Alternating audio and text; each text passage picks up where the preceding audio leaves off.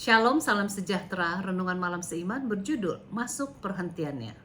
Sebab itu baiklah kita waspada supaya jangan ada orang di antara kamu yang dianggap ketinggalan, sekalipun janji akan masuk ke dalam perhentian yang masih berlaku. Karena kepada kita diberitakan juga kabar kesukaan sama seperti kepada mereka, tetapi firman pemberitaan itu tidak berguna bagi mereka, karena tidak bertumbuh bersama-sama oleh iman dengan mereka yang mendengarnya. Sebab kita yang beriman akan masuk ke tempat perhentian seperti yang ia katakan. Sehingga aku bersumpah dalam murkaku, mereka takkan masuk ke tempat perhentianku, sekalipun pekerjaannya sudah selesai sejak dunia dijadikan. Ibrani 4 ayat 1 sampai dengan 3.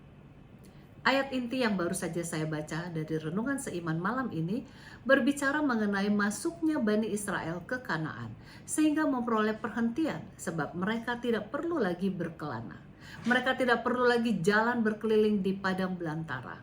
Mereka boleh memiliki suatu kehidupan yang tenang di Kanaan kalau saja mereka mengikuti instruksi Tuhan dengan mengalahkan semua orang Kanani.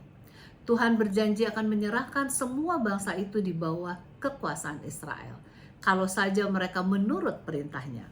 Sayangnya mereka tidak menurut akan instruksi Tuhan. Ini adalah suatu masalah kebenaran oleh iman.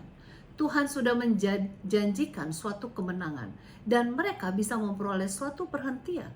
Namun mereka tidak percaya bahwa mereka akan dapat mengalahkan bangsa-bangsa besar itu. Mereka terlalu senang untuk berdiam diri di sebagian dari tanah perjanjian itu dan menikmati hasil tanah yang berkelimpahan dengan air susu dan madu.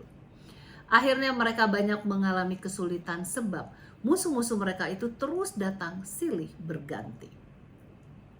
Demikian juga kepada kita masing-masing sudah diberikan janji Tuhan di dalam Matius 11 ayat 28 dan 29. Marilah kepadaku semua yang letih, lesu dan berbeban berat. Aku akan memberi kelegaan kepadamu. Pikulah kuk yang kupasang dan belajarlah padaku, karena aku lemah lembut dan rendah hati, dan jiwamu akan mendapat ketenangan. Sungguh suatu janji yang sangat indah. Apa yang dibutuhkan untuk mendapat janji ini adalah datang kepadanya. Kita perlu menyampingkan segala godaan dunia ini dan bersatu dengannya. Karena itulah satu-satunya kepastian bagi kita untuk memperoleh kemenangan. Kiranya kita masing-masing memiliki kepercayaan yang penuh untuk mendapatkan keselamatan di dalam Yesus. Hanya di dalam Yesus sajalah didapati kebenaran. Kita semua akan berhenti dari segala usaha untuk memperoleh keselamatan dengan kekuatan diri sendiri. Marilah kita membiarkan Tuhan bekerja di dalam kehidupan kita masing-masing, sehingga kita akan memperoleh perhentian yang sejati. Tuhan Yesus memberkati.